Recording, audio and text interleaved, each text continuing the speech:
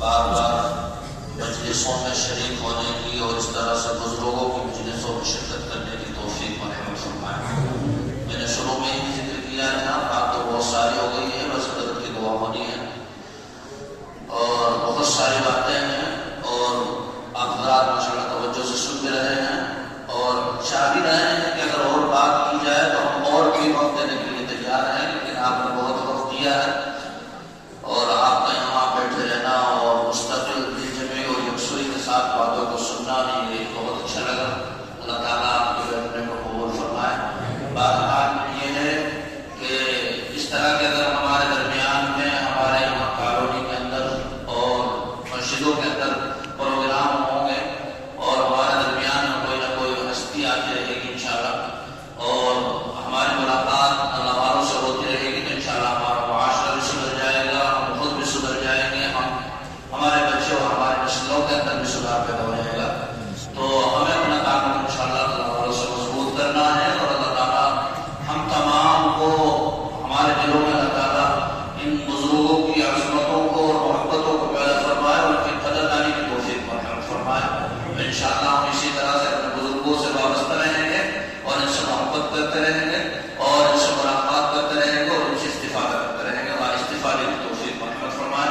بس اب دعا کا ذہن بنا لیجیے، انشاءاللہ دعا ہوگی اور دعا یقین کے ساتھ کیجیے، اللہ کی طرف متوجہ ہو کر دعا کیجیے. انشاءاللہ یہ دعا ہمیں امید ہے اللہ کی ذات سے کہ اللہ تعالیٰ ضرور قبول فرمائے. دعا سے قبل دعا کا قبلہ جاننا بہت ضروری ہے. عام طور پہ ہمارے ایمان والے دعا کا قبلہ نہیں جانتے، جس کی وجہ سے بڑی بے ادبی کا ارتکاب ہوتا ہے دعا کے معاملے میں.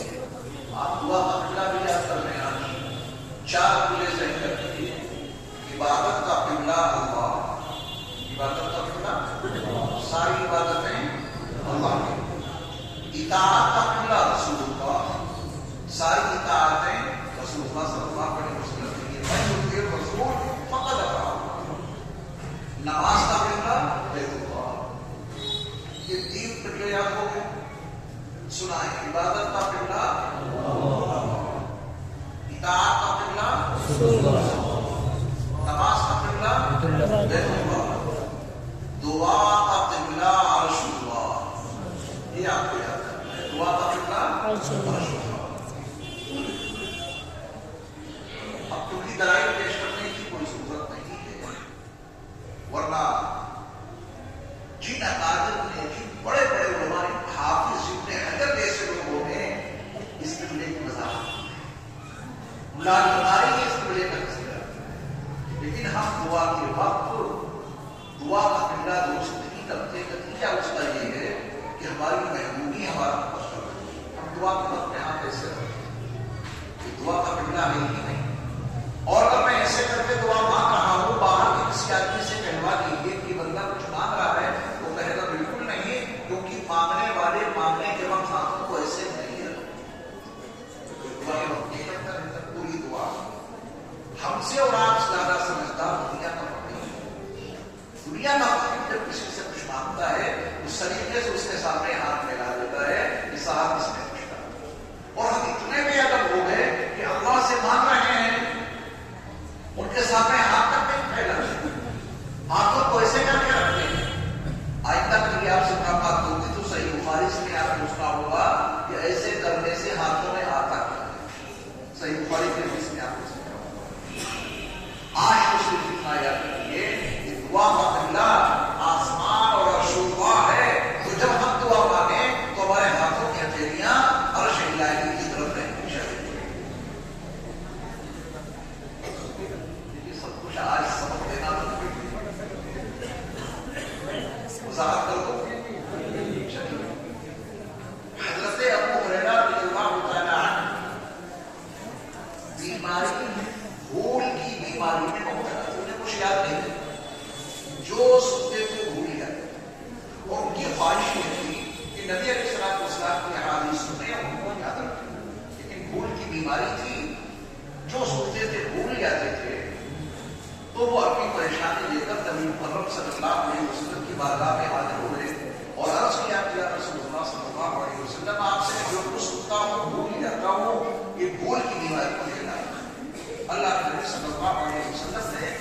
سیدنا ابو ہریرہ رضی اللہ تعالیٰ عنہ سے فرمایا کہ ابو ہریرہ تمہارے شانے پر تمہارے کندھے پر جو چادر ہے اس کو یہاں بچھاؤ. انہوں نے اپنی چادر اتاری, حکم رسول کے مطابق اس کو زمین میں بچھا دیا. اب آپ علیہ السلام نے ابو ہریرہ کے لیے خوش اپنے اللہ سے مانگا اور مانگنے کے لیے ہاتھ اللہ کی بارگاہ میں ایسے کی. جو مانگا ابو ہریرہ کے لیے عرش الہی سے وہی چیز میرے مصطفیٰ کے ہاتھوں میں آ گئی. جب آپ کے ہاتھوں میں آئے گا اگلی بات توجہ سے سننا, تو آپ علیہ السلام نے اپنے دونوں ہاتھوں کو ابو ہریرہ کی چادر کی طرف ایسے کیا. عرش سے جو نبی کے ہاتھوں میں آیا آپ نے وہ ابو ہریرہ کی چادر میں ڈال دیا. اور اس کے بعد آپ نے فرمایا کہ ابو ہریرہ اب یہ چادر اٹھاؤ اور اپنے سینے سے لگا دو. سیدنا ابو ہریرہ رضی اللہ تعالیٰ عنہ نے وہ چادر اٹھائی اور اپنے سینے سے لگائی. نبی نے عرش کی جو چیز ابو ہریرہ کی چادر پہ ڈالی تھی, اب وہ چیز ابو ہریرہ کی چادر سے منتقل ہو گئے ابو ہریرہ کے سینے میں ڈال دی. عرش سے آئی وہ چیز نبی کے ہاتھوں کے حوالے سے چادر پر پہنچی اور چادر کا ذریعہ وہ ان کے سینے میں منتقل ہو گئی. اس کے بعد ابو ہریرہ کا بیان سنیے, وہ فرماتے ہیں کہ اب اس کے بعد میں نے جو کچھ سنا وہ ہمیشہ کے لیے یاد رہا, اس کے بعد میں کبھی نہیں بھولا.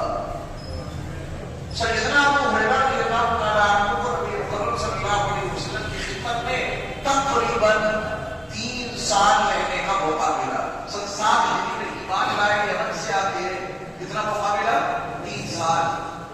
جو صحابہ آپ کے ساتھ 23 سال سے تھے ان سے اتنی حدیثیں مروی نہیں ہیں جتنی حدیثیں ابو ہریرہ رضی اللہ تعالیٰ عنہ سے 3 سال کی مصاحبت کے نتیجے میں مروی ہوئی. اب یہ بتائیے 5000 سے زائد حدیثیں اکیلے ابو ہریرہ رضی اللہ تعالیٰ عنہ سے منقول ہیں. اس میں ابو ہریرہ کا کمال ہے یا میرے مصطفیٰ کی دعا کا کمال ہے؟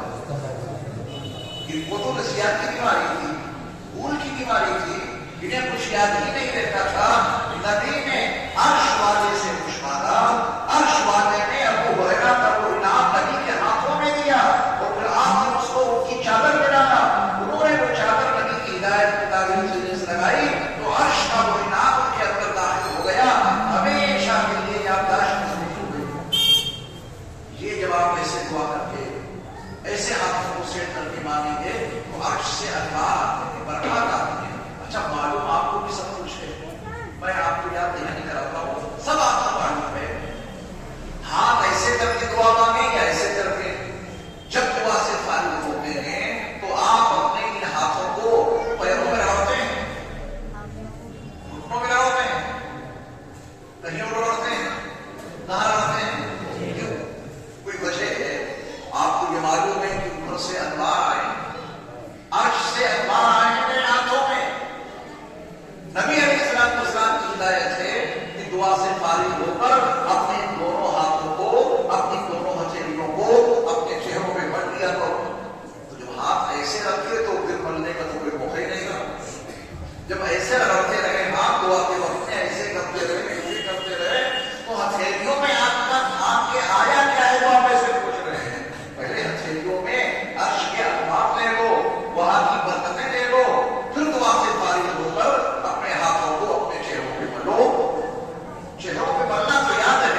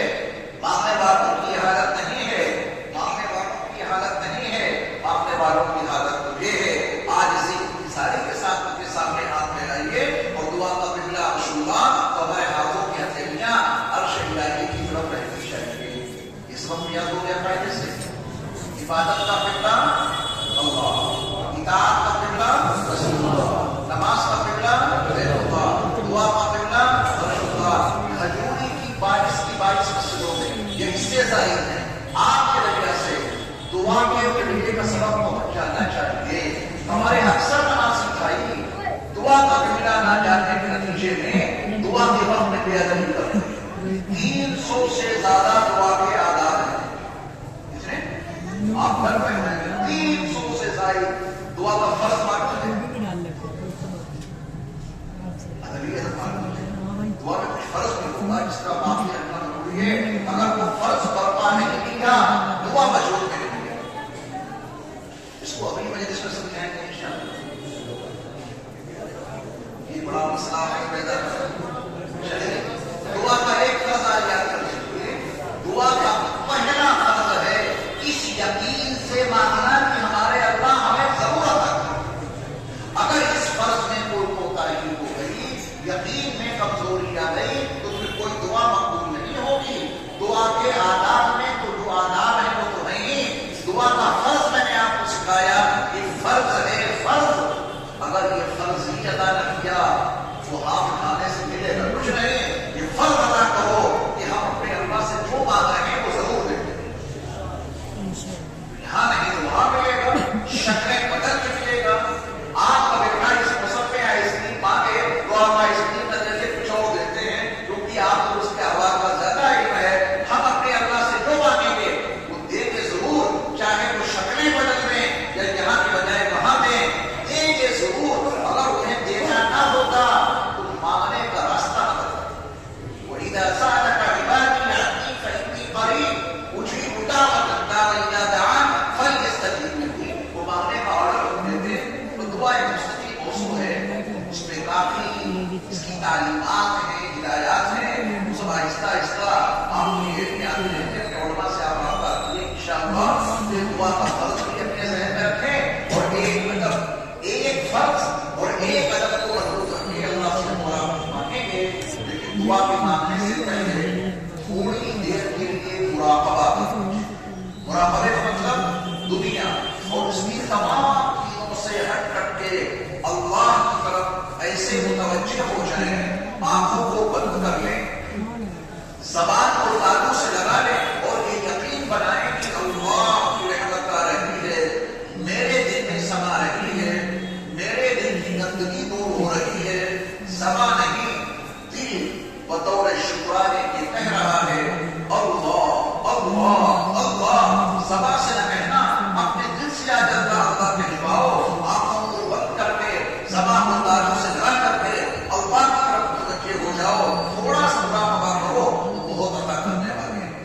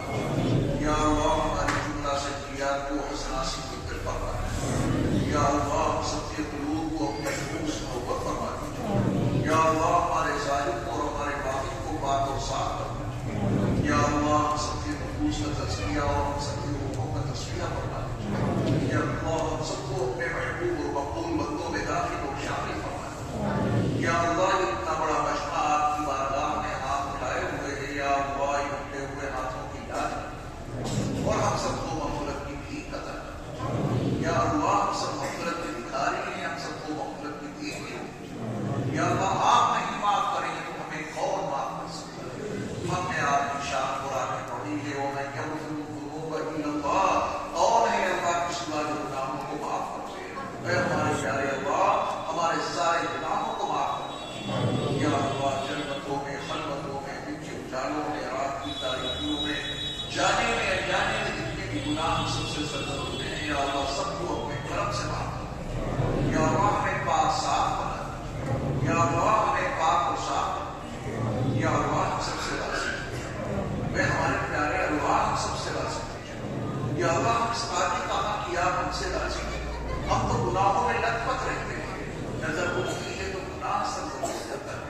کانوں کے پردوں سے کچھ الفاظ ٹکراتے ہیں تو گناہ وجود میں آ جاتا ہے. زبان کچھ بولتی ہے تو گناہ ہی گناہ ثابت ہوتے ہیں. یا اللہ قدم اٹھتے ہیں تو گناہ کا ثبوت ہو جاتا ہے. یا اللہ ہاتھوں میں کوئی حرکت ہوتی ہے تو گناہ ثابت ہو جاتا ہے. یا اللہ دل اور دماغ کے خیالات انقلاب ہوتے ہیں تو گناہوں میں لطمت ہو کر پیارے اللہ ہمارے سارے گناہوں کو معاف کرتے. یا اللہ اس بات نے کہا کہ آپ ہم سے راضی ہو.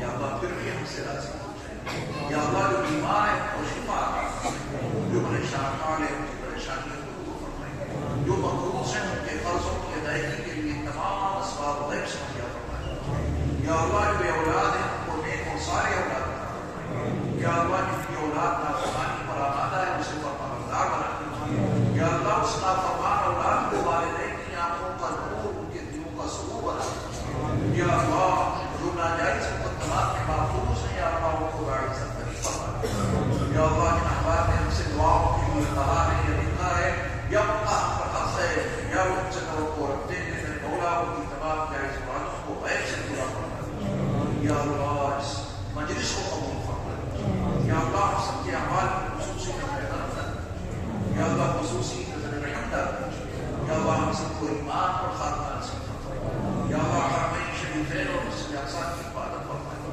امت مسلمہ کا تحفظ فرمائے. عالم اسلام کو بچا دیجیے. یا اللہ ہمارے ملک ہندوستان کی حفاظت فرمائے. اس کے چپے چپے پہ افواہات برباد کریں. یا اللہ ہر طرح کے تشدد آمیز کارروائیوں سے پورے ملک کی حفاظت فرمائے. یا اللہ ظالموں کے ظلم سے ہم سب کی حفاظت فرمائے. یا اللہ اپنے محبوب نبی صلی اللہ علیہ وسلم کی زیارت اور آپ علیہ السلام کی شفاعت سے ہم سب کو مالا مال فرمائے. یا الہی اپنے محبوب نبی صلی اللہ علیہ وسلم کے مبارک ناموں سے ہم سے خدا نے فرمائے. یا اللہ بلال مسجد اور اس پورے علاقے کی تمام مساجد کی تمام نمازیوں کو پورے دین کے ساتھ ساتھ گزارنے کی توفیق عطا فرمائے. یا اللہ اس پوری آبادی پر خصوصی رحمتیں نازل فرمائے. خصوصی برکتیں نازل فرمائے.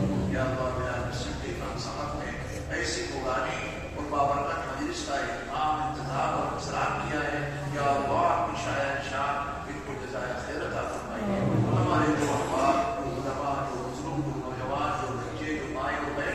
یہاں بیٹھ کر یا اللہ آپ کا اور آپ کے رسول کا پیغام سن رہے تھے. یا اللہ سب کے حاضری کو اپنی بارگاہ میں قبول فرمائے. یا اللہ ہم سب کو پکا سچا مومن بنا دیجیے. یا اللہ ہمیں تو مانگنا بھی نہیں آتا اور آپ کی بارگاہ میں الفاظ کے استعمال کا طریقہ اور سلیقہ بھی نہیں آتا.